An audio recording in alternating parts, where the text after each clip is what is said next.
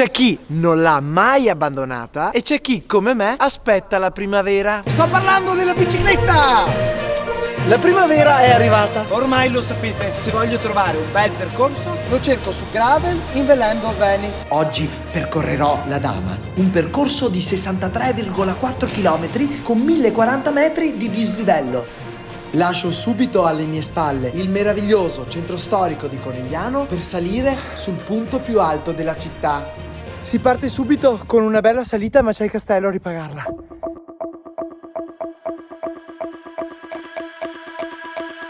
La giornata è perfetta, la primavera si mostra in tutto il suo splendore.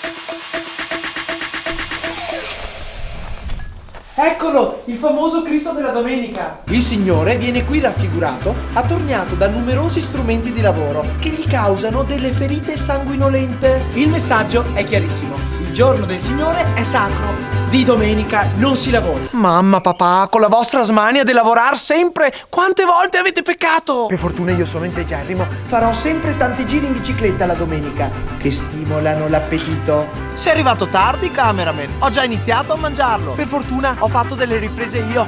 Eccolo il famoso spiedo dell'alta marca trevigiana in tutto il suo splendore. Dai, siediti e goditi un buon prosecco d'OCG, il frutto più prezioso di queste colline.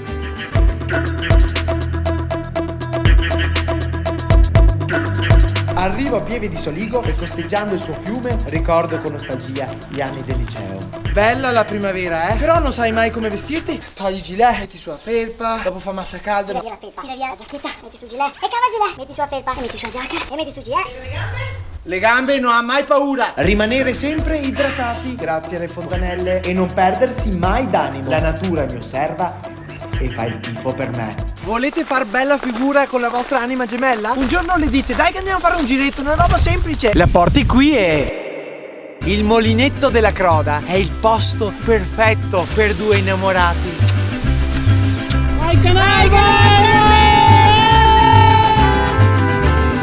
Il bosco mi rinfresca e gli animali continuano a supportarmi. Curve a gomito, si rallenta! Eccomi finalmente a Corbanese. Le immagini parlano da sole, ma sentite anche la mia voce fuori campo, così per darvi un po' di fastidio. Ammiro di corsa Forminiga e poi, prima che arrivi il buio, eccomi di nuovo a Conegliano. Da qui sono partito e qui sono arrivato. Questo percorso è assolutamente da fare in bicicletta, anche perché in macchina non è così facile.